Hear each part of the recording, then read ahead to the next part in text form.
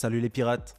Alors, ça fait longtemps qu'on n'a pas fait de vidéo avec la pause, mais c'est un plaisir de vous retrouver avec la review du chapitre 1062 de One Piece. Donc, le secret derrière l'apparence de Vegapunk, la vraie relation entre Bonnie et Kuma, la mission secrète du Cypher Pole et le futur de Vegapunk, on va couvrir tout ça ensemble, alors restez jusqu'à la fin pour ne rater aucun détail important. En attendant, avant de commencer, mettez un j'aime pour soutenir la chaîne, on va essayer de viser les 500 j'aime pour cette vidéo.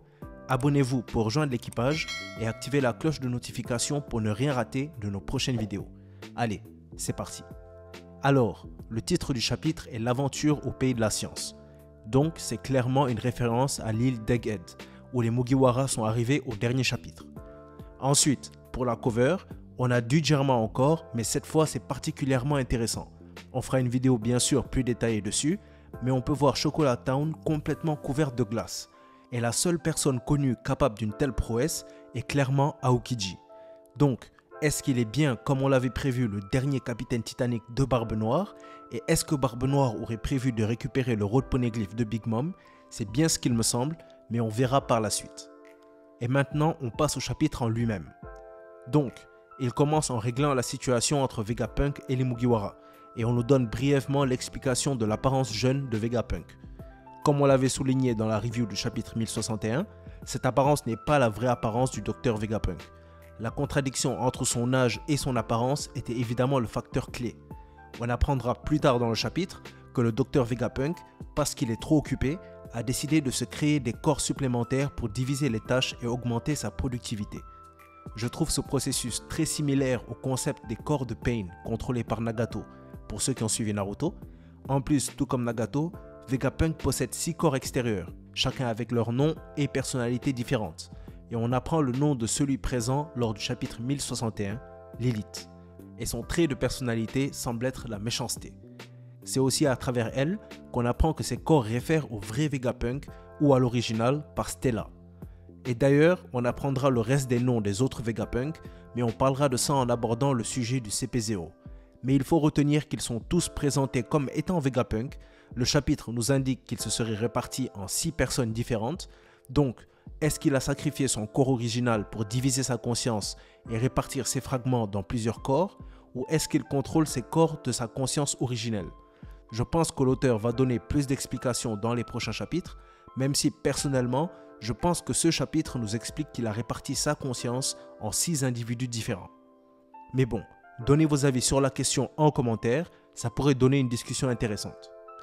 Donc, pour revenir aux événements du chapitre, Lilith va tenter de piller les Mugiwara et de les menacer avec des robots très semblables au roi des mers, et un autre corps de Vegapunk, nommé Shaka, dont la personnalité sera annotée comme correcte, va tenter de la raisonner et lui faire comprendre que Zoro va la tuer si elle fait quoi que ce soit. Et d'ailleurs, ce Vegapunk semble porter un intérêt envers les Mugiwara. Et Zoro va même faire une demande mystérieuse à Vegapunk, qui hélas ne nous est pas encore révélée, mais on saura sûrement au prochain chapitre. Évidemment, on a aussi quelques interactions entre Franky et Vegapunk, surtout voilà, Franky avoue son admiration pour le génie scientifique du gouvernement, et bien sûr Sanji qui, comme d'habitude, est fidèle à lui-même devant une femme. Le chapitre nous donne aussi les nouvelles du groupe de Luffy, accompagné de Bonnie, où on verra Luffy, Chopper et cette dernière très bien s'entendre, manger et s'amuser ensemble. D'ailleurs, Bonnie, elle me donne un peu l'impression d'être Luffy, mais en femme. Et c'est la première supernova, bien sûr en dehors de Zoro, à s'entendre à ce point-là avec Luffy.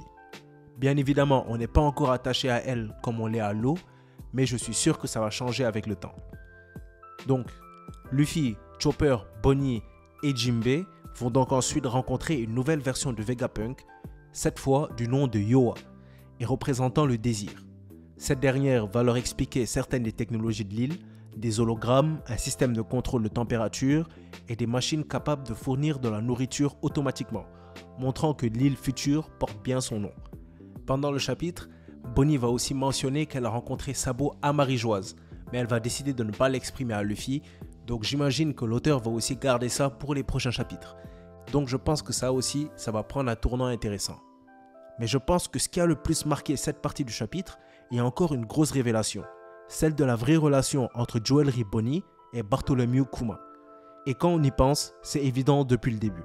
Kuma est l'ancien roi du royaume de Sorbet, Bonnie en est l'actuelle reine, tout comme Cobra était l'ancien roi d'Alabasta et Vivi en est l'actuelle reine.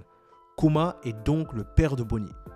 Il a été transformé par Vegapunk en cyborg et a perdu tout sens de son identité. Et comme on l'avait théorisé, Bonnie est là pour tenter de sauver son père et si ce n'est pas possible, d'assassiner Vegapunk.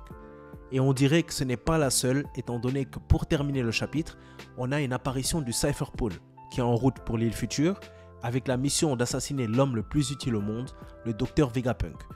On voit que Kaku, Stussy et Lucci sont tous au bord du navire et leur mission est simple, c'est assassiner les 6 versions du docteur pour le faire taire, parce que le gouvernement craint qu'il en sache trop sur eux. Apparemment, la mission sera faite avec l'excuse de ramener un Séraphim à l'image de Kuma à Vegapunk et en profiter pour tous les éliminer. C'est aussi là qu'on nous explique le système des corps de Vegapunk, où on nous informe qu'ils sont tous Vegapunk et on nous donne tous leurs noms, qui semblent d'ailleurs tous être une référence à un personnage historique, mythologique ou scientifique et à leur trait de caractère principal. Le premier est Shaka, le correct. Le deuxième est Lilith, exprimant la méchanceté. Le troisième est Edison, exprimant les sentiments. Le quatrième, Pythagore, exprimant le savoir. Le cinquième, Atlas, représentant la violence. Et en dernier, Yoa, représentant le désir. Le fait que pour tuer Vegapunk, il suffise, selon le Cypher Paul, d'exécuter ces 6 corps est ce qui m'amène à penser que Vegapunk a sacrifié son corps original et a séparé sa conscience dans ses nouveaux corps, qui sont sûrement d'ailleurs ses créations. Mais alors, qu'en est-il de Stella, censé représenter le corps original de Vegapunk, ou au moins sa personne? S'il a été mentionné par Lilith, alors il doit exister. Et si le Cypher Paul n'est pas au courant de son existence, ça pourrait bien le sauver. Je ne vois pas Vegapunk, qui est l'homme le plus intelligent du monde, révéler toutes ses cartes au gouvernement, connaissant ses méthodes et ses trahisons, sans prendre de précautions au cas où il se retournerait contre lui. De plus, avec les Mugiwara présents avec 2 des corps du docteur, le groupe de Luffy avec Yoa et celui de Zoro avec Lilith, bonne chance au Cypher Paul pour réussir leur mission. En plus de ça, je ne vois pas l'intérêt à se débarrasser du docteur Vegapunk. Certes, il en sait beaucoup sur eux, mais c'est aussi une de leurs armes principales.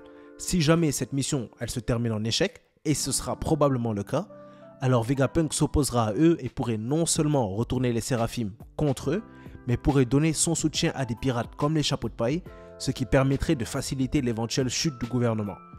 Mais voilà, le GM on les connaît, ils prennent pas toujours les meilleures décisions. En tout cas, je suis pressé de voir comment tout ça va se développer dans les prochains chapitres. Apparemment, Lucci a aussi l'impression que cette demande a quelque chose à voir avec l'accident de Lulusia.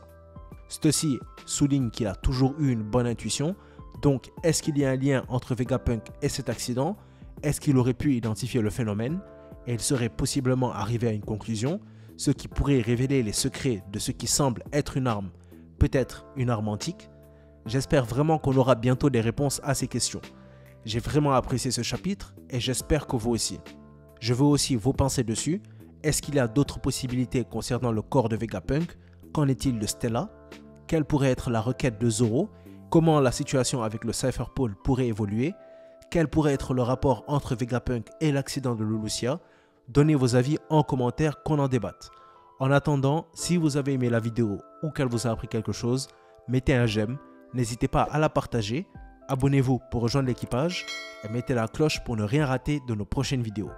N'oubliez pas, si on s'est croisé aujourd'hui, c'est le destin qui l'a voulu. La vidéo touche donc à sa fin, merci d'avoir suivi. C'était Mangamonde et comme d'habitude, c'était un plaisir de faire cette vidéo pour vous. A bientôt les pirates.